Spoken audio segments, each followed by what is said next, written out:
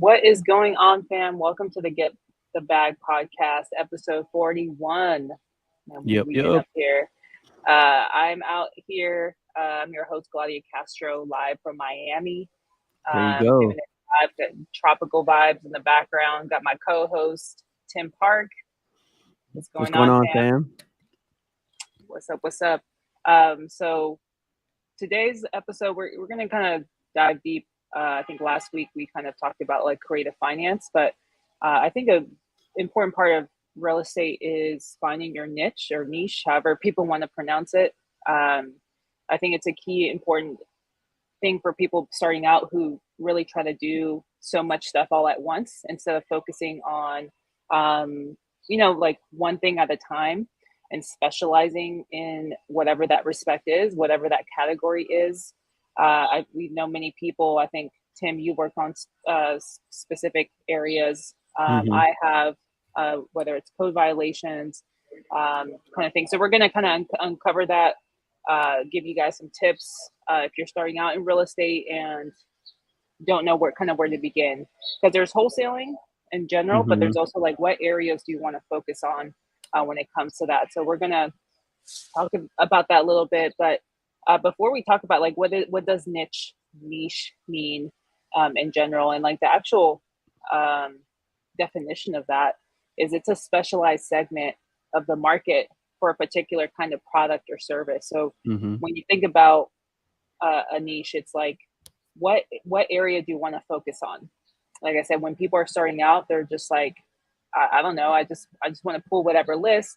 There's no system behind it. But if you just focus on one thing at a time and specialize in that one area, Hmm. then you can move on to the next. So this is kind Right. of what we talked about, like not doing so much at once. And that's something I probably got into in the beginning is like I want to do everything at once because I heard this person is doing this other person's Yeah. doing that. And I changed my strategy like overnight because somebody else had success with it without us have had time to really break it down in our business. So was that sort of your experience as well starting out? Yeah, I think because we get in the trap of seeing other people's successes in different niches, and I think you want to be successful, so you kind of follow the bandwagon, so to speak. And Right. but when I got into it, I just wanted to kind of, okay, let me do this particular like wholesaling, and then let me find my what direction I wanted to go, right? And Right. so and a lot of people are very specific, and they're really good at one thing, right? And they've seen success in one thing, which Right. is great, and they kind of ride that. um, and I think you should do that, because once you put your concentration on it, then your effort and everything, your passion is going to go into that, and that's kind of what catapults you into the real estate realm, to where you're starting to love what you're doing. So Right. Yeah, exactly. And I think um, when we stop comparing ourselves, and I think we've talked about that too, is when you're starting out, you just want to, you do need some form of foundation or some mhm. structure, right, starting out. So for us joining Chris Jefferson's group, he kind of laid out the blueprint, right, of like what we needed. But it's like you're not going to have everything all at once. Um, you're going to need something to start off with to focus on. So I think for us, we focus on absentee 60 plus, which Mhm. isn't necessary. I guess it is a niche like absentee if you just want to focus that, but that alone isn't going to, do the job. Right. Essentially, you got to like come in with a strategy. I mean, if that's all you want to focus on is absentee 60 plus, then by all means, like stick with that. Mhm. But if you want to have success, you got to pick different a specific niche and Mhm. run with it and be consistent and track data with it. That's how you can really understand like, okay, is this really working or is this not working? Mhm. You don't want to just do it just because, oh, I this influencer on Instagram said like I should be doing this, so I'm Right. gonna pull this list and do that. So I think we'll break down some different niches like in real estate that people focus on, because I know Mhm. plenty of people who like for example, fire damage Mm-hmm. is a very niche list. I Very think different. Elijah Mm-hmm. Rubin, I think he's the fire king, or I think they Yeah, call him Fire King. Yeah, for sure. or something like that. He's that's where that's a prime example. If you just look him up on Instagram, Elijah Rubin, he like took one niche and like ran with it. Like that's all, even up to this point in his success. He's come on like, you know, our Chris Jefferson's group. He's come on Mm-hmm. some calls and broke it down, like how a fire damage, like how you can wholesale a fire damaged house, because that Mm-hmm. happens like unexpectedly. Or California, we have tons of fires. Like, what does that look like? What does the insurance situation? So this is why you need time to learn this niche or specialize in this area, so that you know the ins and outs. If Mm-hmm. it's like you can't just do one deal of like a probate and then be like, okay, I'm gonna do this now. Like it takes time to learn it and do Yeah. it right, Right. right? So, um, I think for me, I was like, oh, okay, maybe I should focus on that. But I was like, okay, that's going to take my learning curve. I'm going to need to dedicate some time. I don't really have that time to Mm-hmm. do that. So let me just focus on one thing at a time. So for me, I focus on code violations, which is Mm-hmm. another niche, or they call it like code enforcement leads. These are houses that have been reported by the code enforcement department or code violation department, Mm-hmm. however, I think it's named differently in other Yeah. markets. But these are houses that have been marked by the department as like, hey, there's trash outside, Mm-hmm. because you do get fined for these Yeah. things. Like if there's like construction, even like during a construction project, you can be fined by the code violations department because of stuff just laying around. You can't just leave stuff around, or if like Mm-hmm. you haven't mowed the grass after a certain time, Right. or there's cars out, like that's where it gets marked as code violation. So I was like, okay, let me just focus on that. And I found success in like getting leads. But the hardest part is with those, you need to pull them as recent as possible, as up Mm-hmm. to date, because if you pulled it from like 3 months ago, somebody could have already fixed up the house, or removed the trash, so to Mm-hmm. speak. So you want to get those leads as fresh. So that's something I learned as part of the process. It's like when I call them, they'd be like, "Oh no, it's my house is fixed up," or "I just renovated it," or "Somebody just bought it." So you want to get those as fresh as possible. So that's a Mm-hmm. prime example of a niche that you can kind of learn the process and then apply it to your own systems when you're marketing out. Tim, what are some, I guess, niches or whatever, however we want to call it, that you've Yeah. worked on that's worked for you? Yeah, I started out with absentee 60 plus and had success with that. And then, driving around my neighborhood, I went into like multifamily, and I got my first multifamily under contract. And that actually got me thinking to where, okay, I think I found my niche because no one really in the group was doing multifamily at all, Right. and nobody was talking about it. And then I was able to just learn so much from that first deal that I was like, okay, I really like this, so I'm going to pursue that. So that's kind of how I got into multifamily, and I started to learn more about it, even though it's basically the same process as residential when you're trying to look for the properties. But Mm-hmm. when you get into the weeds of, if it's a deal or not, then there's different ways of understanding the numbers on it. Right. It's not just about what's sold in the area.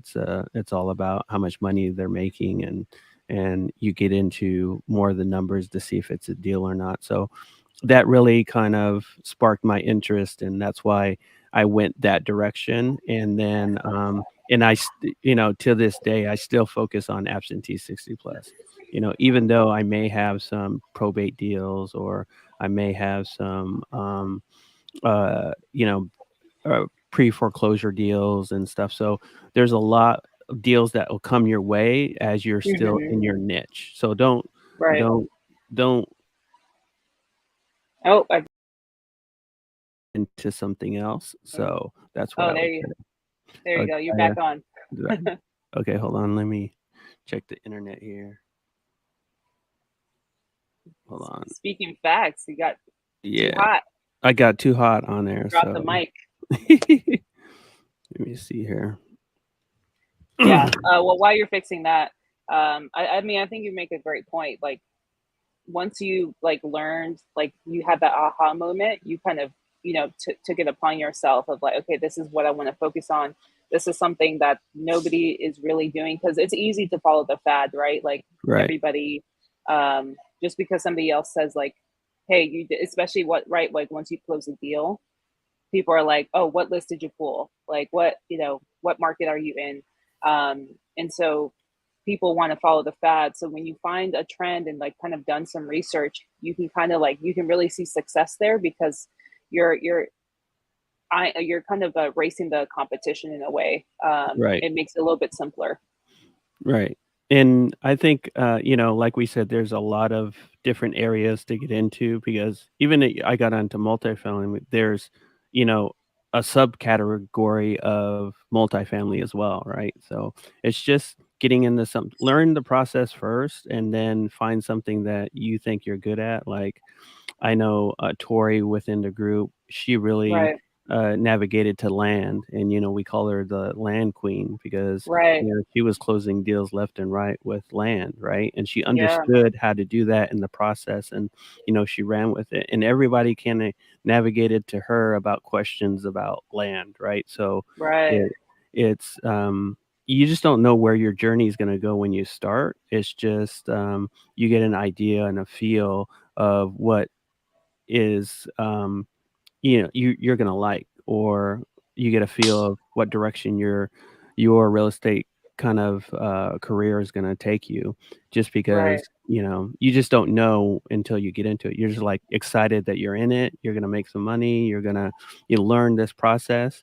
then Hmm. um then you find out, okay, well, I'm doing better at this and I'm understanding this a little bit better, then let me go this direction, right? And Right.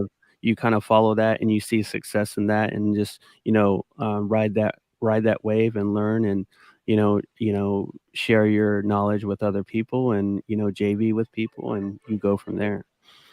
Yeah, exactly. And I think that's a perfect example of listing Tori, in like what she specialized in, because at that time, this was probably what, like late 2020. Mhm. Um, because when everybody's doing residential, especially starting out, and so she was able to find an area to specialize, and that's what like people don't stop doing, right? Mhm. They want to take the easy route, or there's not, we've kind of removed ourselves from being specialists. We want to be generalists, right? We want to Mhm. do everything.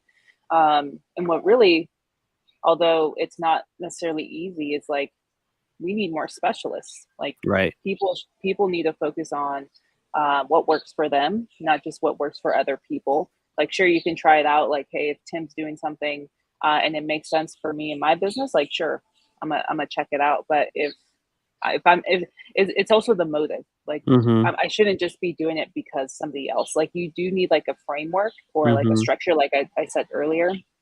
But at some point, you need to become that specialist in whatever it is. So take Tori for example, who we've been trying to get on the podcast for a minute. I know, right? She's too busy, and but she was like, you know what? I don't see not many people doing land like this. Let me specialize here in these specific markets. And she saw the success in it. And now Mhm. anytime people have a land question, they go straight to her, right? Mhm. So um, that's where you want to be. You want to specialize in something to the point where people come to you. Mhm. So it can be JV opportunities, like you said, and you can also kind of take your niche and build off of it. So maybe it's Mhm. like, all right, want to do land in this, or Mhm. now that I understand it, I can expand it to a different scope of like development. And I'm sure she understands the codes, and the different zoning Mhm. with land in her market. So that's where you really want to take the specialization to the next level when it comes to that. So um, I think it's really key, especially for people starting out, not to follow the fad. Don't do what Mhm. everybody else is doing. Right. Right. You wanna take the framework, of course, of wholesaling in general, but you want to find something that you gravitate towards, where you'll dedicate some time to learn the process. Like I Mm-hmm. know you've gotten into some probate, right? Yeah. I don't know if you've closed a probate deal before. I haven't closed one. I'm in the middle of one right now. It's taking Right. forever, but But it's you've learned that process through yeah, them. 100%. And that's what once you get into one of these other niches, it's a situation where you're going to learn so much aside from your own that you're currently doing. So I think Right. it's important just to not shy away from other opportunities, just to keep on adding to your plate. But you always want to kind of focus on what your core niche is, and then go Hmm. from there. Right. Yeah, exactly. So, I mean, we've talked about a few niches here. We've talked about code Yeah. violations, which I've done. We talked about land, and there's different aspects of land too. Mhm. I know people who just focus on commercial land or land that's like, Mhm. several acres. Um, there's fire damage that we talked about, which is a whole process, probate. But there's also pre-foreclosures, Mhm. foreclosures, Yep. obviously depending on the market you're in. So California for us, where we live in, that's a good opportunity for us because the moratorium was lifted for a while, but California's been holding a lot of that off. And so now people who haven't paid are now having to either now have the opportunity to evict their tenants. So there's also an evictions list. Mhm. There's tax delinquent, so people who are behind on their property taxes. There's tax liens as well, like whether taxes that you owe to the city or whatever the case may be. But there's a process in getting this data, in getting this Mhm. niche. So let's just say, like, okay, I want to focus on tax delinquent. Like, where do I go with that? And that's usually you find that with either the courthouse, I think, or is it the county? I want to say. Yeah. Yeah, the county website, or you can go to the courthouse for that as well too. So Yeah, in different areas, yeah. right. So sometimes it does vary on the market you're in. So in some markets, which I'm sometimes jealous, I'm like, maybe I should just go in that market because it's so easy to access online. Um, but if you access it from online, there's sometimes a PDF or a CSV document, Mhm. so an Excel sheet that you can just download that has it up to date. But some other markets, it's either really, really hard, or you have to call in and request that or ask information like, hey, how do I get access to this data? As per the Freedom of Informations Act, I believe, Mhm. you have a right. It's public data. You have a right to have this data. So um, it's just giving your county a call and just seeing like, hey, what's I don't know how have you phrased it. If I don't know if you've called the county before, but you usually want to be like, yeah, my name is Gladia. I'm out here in this market, and I would like to request some data for probates or Yeah. tax delinquent per Freedom of Informations Act. What's your process? What's the best way to do it? And sometimes they offer it for free. Sometimes it does depend who you speak to. They Mhm. may make it a little bit more difficult to talk. They may be like, no, you can't, and that's where you have to be like, well, based off of the Freedom of Act, Freedom of Mhm. Information Act, Mhm. I have a right. And so that's why they'll be like, well, yeah, this you have to call this number, or you put in Mhm. a request through here. Sometimes it's free. Sometimes you do have to put in a fee, or but it's very minimal cost from what I understand. So it's just giving them a shot, test and trial of calling if searching through their website doesn't work. Yeah, and each niche has their own little nuance on what process you take to get, a list, or, how you do the deal. So it's just once you get into it, you're gonna dive in and learn all the different aspects of how you close the deal, or how you even get a deal in that particular niche. Then, Right. then as you get into the process, it's gonna be easier and easier on your next deal to do it, but it's just, you kind of diving in from there. And also wanted to shout out to, like, real estate agents too, because they can go Yeah. niche as well too. So like if real estate agents is more of a seller's agent, right? And they list properties mostly, and they have that relationship. Or someone is more of a buyer's agent, right? And they're more niche because they have relationships with people that want to buy houses, or investors, or so. And they may have relationships with fix and flippers, so they'll get a Right. house under contract or buy a house, and then they fix it up, and then they list it with that particular agent. So there's different, even aside from just wholesaling, just on the agent side, there are certain niches that you have as well too. But mostly our experience has been on the wholesaling side of the realm. But I didn't want to leave out any agents listening or viewing the podcast as well. Yeah, definitely. That's a great call. I mean, um, pulling. I mean, we've asked agents for specific data too, Right. which can be a niche as well, like getting data from the MLS, failed listings, or listings, expired listings, you name it, that you can ask, connect with an agent. It's always like networking as Yeah. well. Yeah. And there's different niches as well in anything you do, like whether it's residential, it can also be commercial, right? Like people Mhm. can also niche down.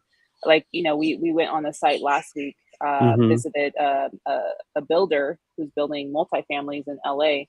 Their niche is land Yep. acquisitions, Mhm. but they specialize in like commercial zoning, so anything that could be zoned to build apartment complexes on it. Right. Mhm. Um, and when we asked, like, "Hey, what do you do for your marketing?" He's like, "We just cold call." Mhm. Like, that's it. So it's the same process. Just because it's commercial doesn't mean it has to be complicated or anything like that.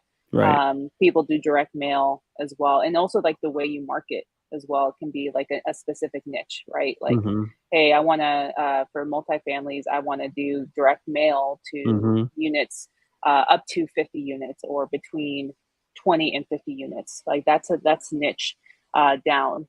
Where if you just say multifamily, like you can be like, well, that's a broad range. Are you talking Mhm. duplexes, or are we talking 100 plus Right. units? Exactly.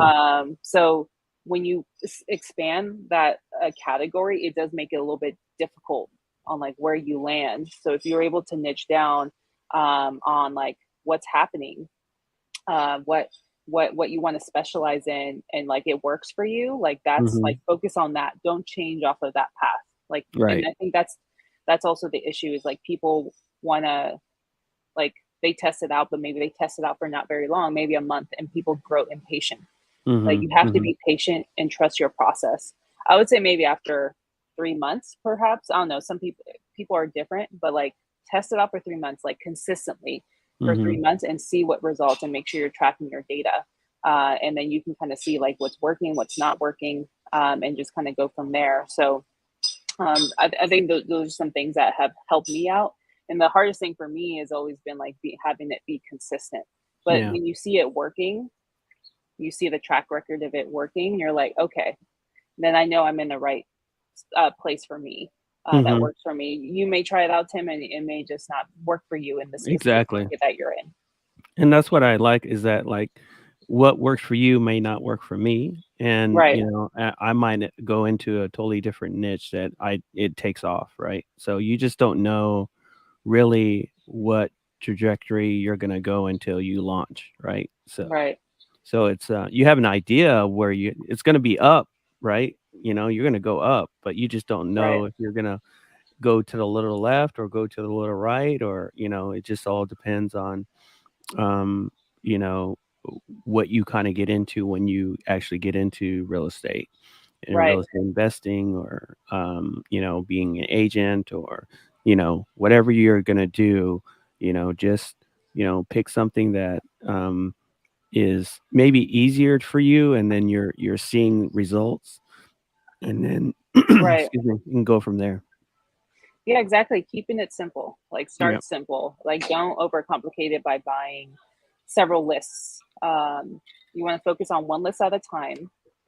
Like, and that's a thing. If you can stack your list, so this is why I love REI Sift so Mhm. much, is because if I buy a data from the county, and I had already maybe gotten data from PropStream for like absentee, or yeah, absentee, or maybe I got absentee 60 plus list, right, that I upload into my CRM, and then I buy Mm-hmm. county data, and I upload it to RAI Sift, I can see there like, okay, this specific uh, user profile lands on like 3 or 4 different lists. Like it's on Mm-hmm. it can be on the tax delinquent, it can be on the code violation, it can be on absentee. So I know Mm-hmm. there's a dire need, and I think people should really focus on the motivation, right? On like finding data that's where there's motivation, not Mm-hmm. necessarily on how the property looks, but finding, okay, what are some pain point areas? Tax Right. delinquents are pain point, pre-foreclosures, probates are pain points. Mm-hmm. People are, there's going to be pain there. They're behind on their payments. So, kind of what to focus on. So keeping focus on one thing at a time. If it just so happens to be stacked on another list you have, like perfect, Mm-hmm. focus on that. And so that's the thing where when you niche down on specific data instead of just doing more general, Right. you're able to kind of like confine what you want to focus on, and go from there. So Yeah. yeah, my biggest recommendation is just picking an area that you're interested in, because if you're interested in it or there's some curiosity, you'll want to take more time to dig a little bit deeper into it and Mm-hmm. see what works for you. So if it's like, probates, that process is so interesting to me. Mm-hmm. All right, find some probate data, whether you get it from the courthouse, or I think there's services you can buy probate data from, and Mm-hmm. work that list, like call that list, and also like connect with um, attorneys, Yeah. real estate attorneys or probate attorneys, Yep. and like be like, hey, my name is Gladia, I'm an investor, I'd love to learn your process. I come across a ton of probate leads, and I'd love to have the possibility to work with you. That's where you're adding value. Hey, I can bring you business. Mm-hmm. What's your process look like? Or, set up a meeting with them or a call, and like have them walk you through that process. And so then you have a good idea of like, okay, so I can get it under contract. This is how I start the probate process. It takes this much time. And then once that's done, then I can, close the deal. So, Right. just simple, one step at a time. Yeah. And and I think that's uh, I would back that advice up 100% because you once you get you kind of enjoy a certain aspect, just run with it, and the more you learn, the more you're going to enjoy it. And I think I read an article yesterday in regards to passion, right? And so Mm-hmm. like follow your passion, but they're saying what they were saying in the article is that maybe you shouldn't follow your passion, you should follow your effort, right? So Mm, whatever your effort is, you're putting your effort into, your passion will right, follow, right? right. So because That's a fact. yeah, because the more effort you put in, the more success you're going to get. And then that's going to turn into more passion for that something, right? So Right. that's kind of what we're telling you right now is that when you get into a niche, you're putting in that effort to learn more about that. And then you're seeing success for that. And then you'll have more of a passion for that. Yeah, that's a bar right there. And I think um that's where, like, when you're trying to do several things at once, that's where you people are like, that's why they quit, because it's Hmm. like they overwhelm themselves. So if you can pick an area again that you put consistent effort, like that's Hmm. that's also a big key, Yeah. where you're Consistent. consistent. Like, try give yourself a challenge. Okay, for 60 days I'm going to market to this list every day, do 100 dials, blah blah blah blah, and see what happens. Like, Right. and then, like you said, once you start picking up momentum, maybe you close the deal, but you'd be like, oh, okay, now I know what the process looks like. Let me just repeat the process. See, what happens is people close a deal, and then they're like, okay, well, let me try this, without Right. really like specializing in that. And then Right. it's like, then they lose momentum, and they're like, what happened? Like, Hmm. I can't close a deal now. Well, maybe because you moved away from what worked for Right. you. Hmm. So just because you close a deal doesn't mean you should try something else. Like, Exactly. give it 6 months, see how many deals you close under that process. Hmm. And then, like, once you feel like, okay, I've specialized, I've grown my team to continue that process, now I have resources to try another niche. Hmm. Like, you see what I'm saying? Yeah, So exactly. I think people just try to like run ahead or, try to skip ahead before they're even ready to do all that. So narrow down on your niche for a good amount of time, see what happens, see what success you get, and then move on to the next. So I love that advice, Tim. That's a really good point there. But yeah, we're at the 30-minute mark. Really great conversation. Really hope you guys got a lot out of it. And pick a niche that works for you guys. Like, do some research in your markets that you want to get into, and see what's working there, because each market is different. Yeah. Probates, for the most part, is pretty general, but like, maybe code violations may be different in every market. So feel free to hit us up on Instagram if you have any questions. I'm at The Real Gladia on Instagram, Mr. Tim REI, or hit us up on the Get the Bag podcast IG as well, Get_the Bag podcast. Yeah, it's been a great conversation. I know. Really love out here. I know. Chilling in Miami, huh? Man, it's beautiful out here. It just finished pouring rain and now it's like sunny out. So I'm loving it so far. Nice. I love the new look too. The braids. Oh man, you got the braids. Braids. Look man, good. I knew. Thank you, appreciate it. I mean, it's hot out here, man. I'm like, I can't be up with the curls. It would have been too much. But I'm gonna see how long these last though. But so far, so good. Nice. Love it. Sweet. Well, thanks everybody for tuning in for another great episode. I hope you guys got some value on it. Go ahead and hit that subscribe button, hit that the bell, ding That's notification when we go live again. So I appreciate everybody that has joined us. Yes. And let us know if you got some value out of this in the comments below. And we'll see you next week. See y'all next week. I'll be back in Cali by then, but appreciate y'all.